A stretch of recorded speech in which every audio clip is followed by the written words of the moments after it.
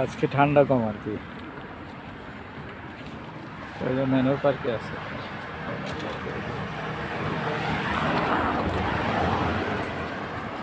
Manor পার্কের এখানে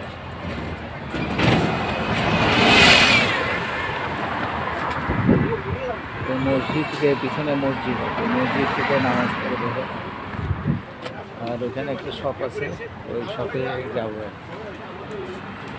এটা হচ্ছে ম্যানর পার্ক।